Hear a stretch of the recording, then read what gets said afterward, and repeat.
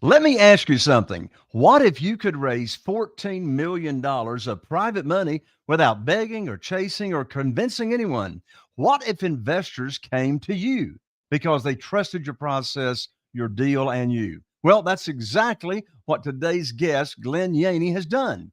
Glenn's the co founder and COO of Vertical Equity Partners. And he didn't start with money, connections, or a fancy background. He actually started as a server at Red Lobster. Now, fast forward, he's raised over $14 million in private money, built a portfolio of 650 units, and mastered the art of attracting capital like a magnet. Now, in this episode, Glenn's going to break it all down, the exact steps he used to raise private money, the words he's used to share it with potential lenders, how he found his very first private lender, and all of that good stuff. So, if you've ever wondered how to get people lining up to fund your deals, you're going to want to take some notes. Welcome to Raising Private Money, the only podcast for real estate investors who want to fund their deals without relying on banks, credit, or using their own cash. I'm Jay Conner, the Private Money Authority, and I'll show you how to get private lenders begging to fund your next deal, because every good deal starts with the money. You'll get to meet Glenn Yaney, my special guest, right after this. If you're a real estate investor and are wondering how to raise and leverage private money to make more profit on every deal, then you're in the right place. On Raising Private Money, we'll speak with new and seasoned investors to dissect their deals and extract the best tips and strategies to help you get the money, because the money comes first. Now here's your host, Jay Conner. Well, hey there, Glenn. Welcome to the show. Thanks so much for having me, Jay. Yes, and I loved being on your podcast not long ago as well. And so, Glenn, I just love stories like yours, because they prove that where you start doesn't have to dictate where you end up. You went from serving tables at Red Lobster to raising millions in private money. I mean, that's wild. Well, let's start there. So you started as a server at Red Lobster. No money, no real estate background that I know of. What was the turning point where you realized you could actually do this real estate business and even start raising millions in private money? I mean, really, what I ended up doing is I started working for a REIT and just like immersed myself in real estate. Started on my days off, I would hang out with other real estate operators, and with those operators, I'd watch what they do, and I learned that those guys that were most successful are the ones that figured out how to buy real estate without the banks. Is really what happened. Well, that makes a lot of sense. Well, before you ever raised a dollar of private money, what was your first step? In other words, what did you do to get in the game when you didn't have experience or the capital? I mean, really what it comes down to is learning how to pay yourself first. I mean, there's always money. Like for any bill I ever have, I've always learned how to pay it. But to pay myself first was the first step. But I, where I think I went down, in my opinion, the wrong path was when I started putting money in my 401k, maxing out my IRAs, and really making myself illiquid. And I think whenever I had the mental switch that I needed to become more liquid and buy income producing assets is when I became financially independent, really in a short period. It took me about a year of refocusing on where I put my money. And it did turn out to where my first private loan was from a real estate investor that had a 3-unit mobile home park, and then I bought a 9-unit mobile home park from the same investor. Had very little money down, and it pretty much made me financially independent from just those two deals. And within a short period, I sold a house that I had as a rental. It really didn't make that much money. It was just like a primary residence that I moved out of. I sold it, had about $100,000 go into my bank account, and then I left my W-2 and started finding private capital to buy more real estate. I love it. Okay, so you made the leap. You got in business, real estate investing, but that first private money deal, that's usually where everything starts to fall apart or changes. So let's talk about that. So, and you just mentioned your first private lender, but I want to dig into that a little bit more. Go back to your very first private money lender and deal. Do you recall how you found that first private lender? And how did some of the conversation go to where they agreed to be your private lender? Yeah, so I don't know. I don't know if I had like a systematic way of finding this person, but I looked up to him. He had about 600 units of real estate, and I would follow him on my days off. And he was, getting to a point where he got very large. He ended up he's at about 1,600 mobile home pads now, and I made an offer on his 3 unit deal, and the only way that I could buy it is if he were to be a lender. That's really what happened. I I just got said, you. and then he just came up with the terms that he thought was good for him, and I agreed, and we just moved forward with the deal. So when you were working on that first deal, he's going to fund your deal. Did you have any kind of fear inside that you needed to overcome to Yes. put that deal together? And what kind of mindset shift changed everything for you? I mean, the mindset shift, it was very nerve wracking, because you start to realize that you're actually going to make a little bit of money other than your W-2. And it's for me, I studied real estate and investing and all this stuff for like 5 years before I even made any money. Like, it was just like, how do I come up with a down payment? And what I found is that the people that were successful were the ones that found the down payment outside of their own funds. It's like to to buy real estate with your own money is a slower pace, is what I would say. And if you have a high income, you can do it. But if you don't have, you have to have an extremely high income to buy a lot of real estate. So the key is to use other people's money. Once I bought the first deal, it really took the second deal that it like made a switch where I was like no longer motivated by my W-2 job. And I decided that maybe I should put more effort into finding more of these deals, is what happened. Yes, yes. Well, and you mentioned the word down payment. In my world of private money for real estate, there is no down payment because I'm getting Yeah. all the funding from the private lender for the purchase. If there is a renovation involved, I'm getting all that money up front. And like you and I've talked about before, when I purchase the property, I always bring home a check from the closing table at purchase instead of having to bring a down payment on my own. And that's sort of a rule of thumb for me, or a double checkpoint.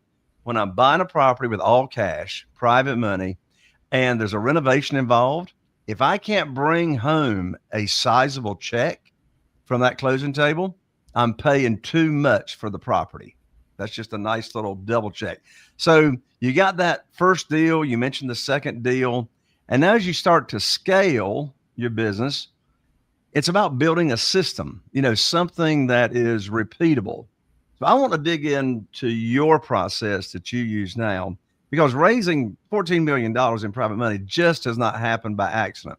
So walk us through your process that you've used to scale and raise that amount of private money.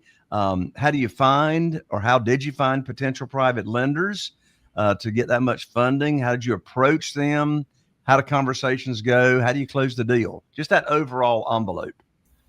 Yeah. So what I would say, the partners that have given me the 14 million have been investors. There's probably about 2 million of lenders, but I would say the majority of them have been investors. We figure out a structure that works best for them.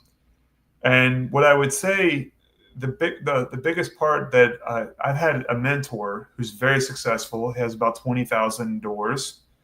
And he told me, he says, if you have a good deal, you'll find the money. But I actually have found that is not correct. I, Thank I you very much. you find the deal and then you're like looking like a desperate person holding your hand out. And what I have found is, and you and I talked about this, is really you have to find the people with the money to get confidence to make the offers on the bigger deals. So then, we were buying, our deals, we were funding around 500,000 at a time. Like our first big syndication, which was a 25 unit apartment. It was, I think it was 700,000 that we raised. And, the next deal was about, 800. And then the next one was like $1 million. And what we're doing this whole time is we buy a deal and then we talk about it to other people, So when you talk about it with other people, then you're showing that you have the experience of buying real estate. And then, you have to, what I would also add is consistent communication with my investors has been important to me. So I generally call them once a quarter at least to just check in, see how they're doing personally. And then generally they either have a referral or they'll have,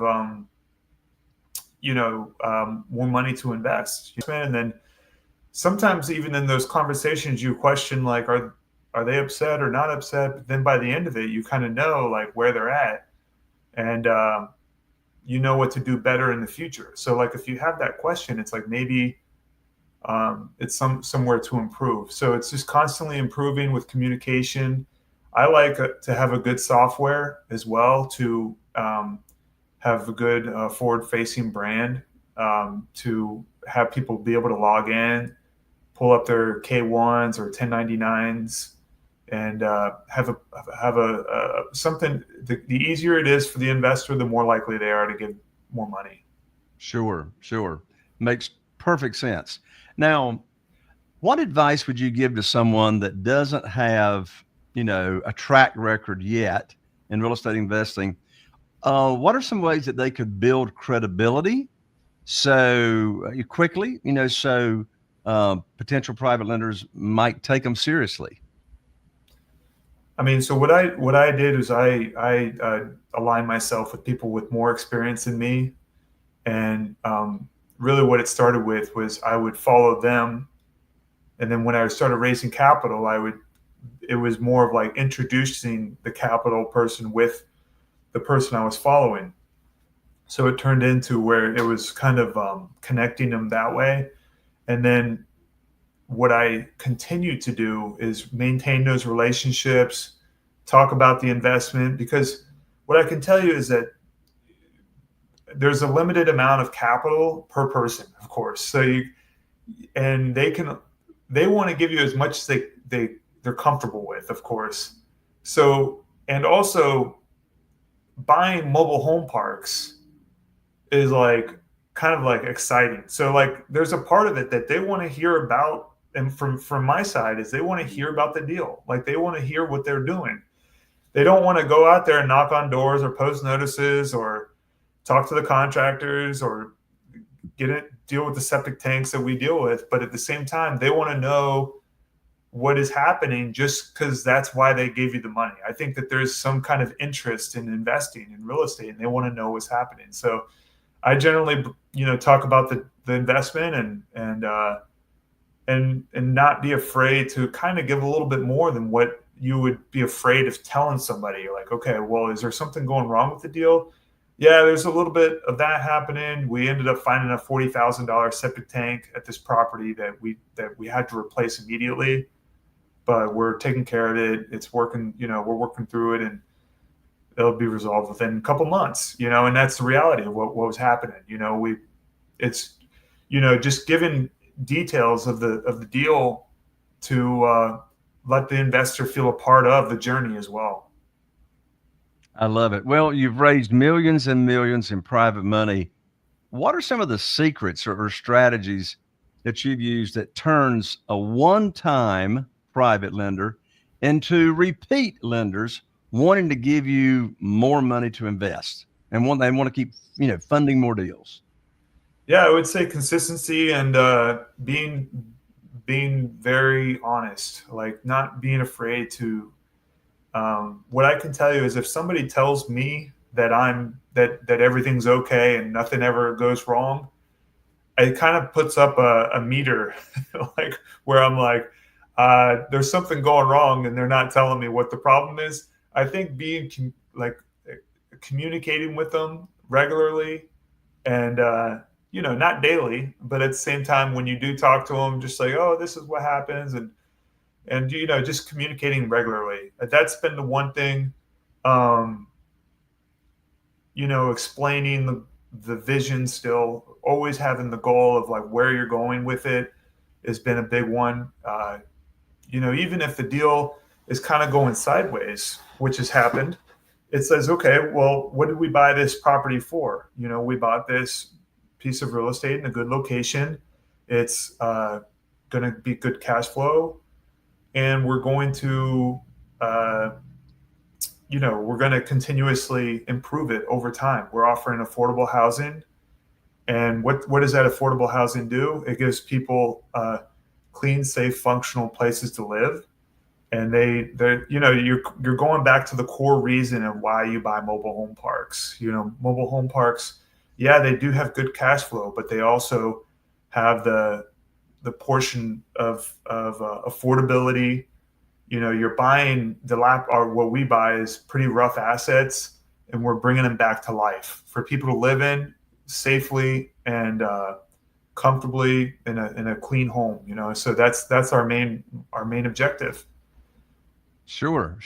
So, regarding the mobile home parks, have you used private money to buy mobile home parks, or most of the time is it owner financing or seller financing with a carryback?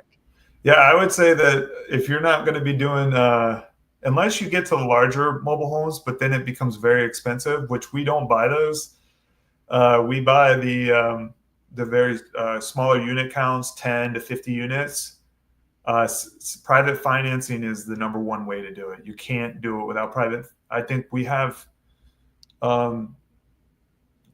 have about 20 million in loans, and I would say about 15 million of it is private lending. And the same story with those private lenders. The first lien lenders those are guys that write the bigger checks for us. They're very familiar with real estate. It's not like they just started showing up and wanting to give us the money. So we talk about our deals regularly, and we've had this one experience where a mobile home park. We finally got through it, but through Hurricane Helene, the mobile home park went 8 feet underwater for 3 weeks. Oh, wow. And didn't go back down. And terrible. It was, we'd have like a park manager, and I would tell her, did you go to the park today? And she's like, oh, I went there yesterday and it was still at the same level. I was like, well, then go there today to tell me that it's 6 inches lower. Like, just tell me something's happening different. And, but we had to communicate with the lender. Like, it's not like we could tell the lender that the park was fine. It's underwater right now. So we're working through it and paying the mortgage payments, and we're back to stabilize. We had it was down to zero revenue for 3 to 6 months, and now we're at 10,000 revenue, so that was something that had to happen. But communicating with the lender is how they continuously, they remember the time that you had a bad experience, continued to pay them, and you communicated with them. I didn't go in the dark. I didn't stop answering his phone calls. I was calling him to tell him, hey, this is what's going on. Send him an email, get some pictures of updates after the park, after the water receded. Even create good balance, financials to be able to show them. And I don't know if single family home has to be that detailed, but with something like this, it's something that it's like you have to shine when times are not as good. When times are not good, you're like, okay, well, let me show you how I'm going to handle this, because that's the question that every investor has, is what's going to happen when things are going sideways? Are you going to stand by taking care of the money, or are you going to run the other direction and leave them high and dry, or the opposite, underwater, 8 feet underwater. Right. So yeah, it was a learning experience, and but you still have to communicate. The biggest thing is communication with your investors. Yeah. Well, I couldn't agree more, particularly when it comes down to, the communication, keeping them informed as to what's going on. So you briefly mentioned it, but I'd like to dive into it a little bit. How is it that you structure your deals so that they are a win for your private lenders and profitable for you as well? Yeah. So, I mean, for us, it could be numerous things. The way that I was able to lead my W-2 job, I came from a property management background because I left Red Lobster and then I went into property management for 10 years. But what I ended up doing is creating a property management company to manage it. And then there's multiple ways of doing it, but for us there's fee structure, and it's really just being honest with like what the fees are. And you have to communicate that with your investors. It's not like a secret, because these are equity investors. Some of them are first lien investors. Some of them are second lien. They don't care too much about the fees. But when it comes to limited partners, you have to kind of spell out what those fees are and not be afraid of them, because it's like if you have to be transparent. And also, it's the reality. It's like, okay, so if there's a construction management fee, we charge about 7%. What's the budget on the construction management? And where does that cap off? So it's like, is it 100,000? Is it 500,000? Is that, and then that's how much I spend on the property. And I plan on managing $500,000 worth of construction, which is 7% of that. So that could be a way to manage the asset along the side. And when you explain it that way, they understand, like, if you're managing $500,000 worth of construction, it's not going to be a passive job. You have to have somebody out there to manage it. So that's how we we will make a little bit of money from limited partner investing. They also take the downside. There could be a stop of payments for if there's any kind of problems of the reserves go below the balance, or the idea of reserves where you want to be. But with those promissory note investors, those are the people that you pay no matter what. You don't really have to. You might give them a little bit of information. Those are more of like an annual report that I give them for the promissory note, because that's what they invested in. That's what they want. They don't want to hear about it. They don't want to hear about toilets. They don't. The promissory note investors are. It's a check. They'll let you know if they don't get paid on the 15th. They'll send you a message. Hey, I didn't get mine. And you forget to hit the send button on your software. So you have, oh my gosh. So you go back and you're like, I'm sorry, I missed the button. I've had that happen one time, and they let you know. But it's there's a different type of investor. First lien, don't really have to give too much information. Second lien, maybe like an annual report of what's going on, and then equity quarterly, Well, Glenn, you have clearly figured this thing out. And as you mentioned, no, I have not. as you mentioned, it always hasn't been smooth sailing, right? Yeah. So let's pull out some lessons here that our listeners can actually use right now. So looking back, since you started raising private money until today, what are one or two of the biggest mistakes that you made early on when you started raising capital? Or what did you learn that you could do better? Miscommunication. That's the biggest thing. I can tell you that the number one thing with all investors is communication. I could tell you that there was a time when we're in because of the mobile homes, we didn't understand that it's very hard to refinance a mobile home park with mobile homes on the balance sheet. We were told by a bank that it was better that we just buy the partners out to refinance, because we weren't big enough owners on the property. Mm-hmm. So instead of, like, the owners or the equity owners were like, well, why are you buying us out? Well, we didn't want to sell. It's like, well, the bank's telling us that we have to do this. And it's like, that wasn't the plan when we gave you the money, So it was like, so then you go back and you're trying to figure out the best way, and you're making yourself look bad because you told them that you're next to them, you're working hand in hand with the limited partner, and you benefit when they benefit. But now you're saying that you're going to buy them out when it's like, we never communicated that that's what our plan was. If that's the plan, you should tell them that in the front end. Like, hey, my goal is to double your money or get you to this number, and then I plan on refinancing and paying you off. That would be the answer. And you have to tell them that. If you don't tell them that, then you're not communicating clearly. And that was my mistake on that, is like, that wasn't even our intention when we started, but we thought it was the answer, but we found that we have to sell the mobile homes to be able to get a good refinance, is really the short story. But sure. Well, Glenn, if someone's listening and they want to raise their first $500,000, say in the next 90 days, what are their first action steps that they need to take right now to start attracting that private money? I love your book that you wrote. I don't know what it's called, but I've read it. Where to Get the Money Now. Yeah, I've read that. And I would say that talking to people looking to invest, figuring out what they're looking for might be different than what you're looking for, is what I would say.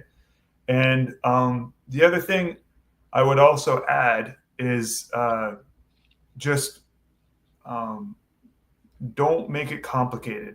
You got to be straight. I have gone the route of complicated pitches, and when it's complicated and people don't understand, they don't want to give you the money. So it's very easy to say, with the good thing with debt is it's straightforward. How do you make it structured, and how is it safe for the investor? If you go into like a different level of misunderstanding that they don't understand, they're not going to give you the money, is really the answer. If they're confused, they're not doing it. Just don't expect it. Confused mind does not take action. Exactly. Well, since you mentioned my book, for those listening, you can pick up a free copy of my book, Where to Get the Money Now. Just cover shipping and handling at www.jayconner.com/book. That's JAYCONNER.com/book. Well, Glenn, this has been pure gold. The experiences and stories you've been able to share. You've shown that raising private money is not about luck. It's about trust. It's about systems. And it's about doing the work. Glenn, thank you so much for breaking all this down. And how can people get in contact with you and continue the conversation with you? I have two places. Where my podcast is the Millionaire Journey podcast. We have lots of real estate operators on there. They're usually a little bit higher than me level wise. So I like to find people that are doing more than me to learn from. That's why I get them on my podcast. And then I also am on LinkedIn, which is Glenn Yaney at LinkedIn. Nice. Glenn, thank you so much, and God bless you. All right, thank you. Well, folks, let's be real. Most investors think raising private money is about asking. But what I do and what Glenn has showed us, it's not about asking, it's about attracting, offering an opportunity instead of pitching. It's about building trust. And Glenn said it 100 times, communicating clearly, and creating deals that make sense for everyone involved. That's how you go from chasing money to having money chase you. Focus on getting the money lined up first. There's always going to be deals. So if you've been waiting for the right time to raise private money, stop waiting. Start applying what you just heard today, because the truth is, money is not the problem. In fact, there's more money than there is deals. It's belief and action that may be holding you back. Thank you for joining me here on the show, Raising Private Money with Jay Conner. I'm the Private Money Authority, and I really appreciate likes and shares. Think of one person in your world that this episode would make a difference for, and please share it with them. If you're listening on the iTunes platforms, etc., be sure to follow me. I look forward to seeing you right here on the next episode of Raising Private Money. Are you feeling inspired by the knowledge you gained in this episode? Then head over to jayconner.com/money guide That's JCONNER.com/money guide and download your free guide that shares 7 reasons why private money will skyrocket your real estate investing business right now. Again, that's jconnor.com/money guide to get your free guide. We'll see you next time on Raising Private Money with Jay Connor. Great job, you guys.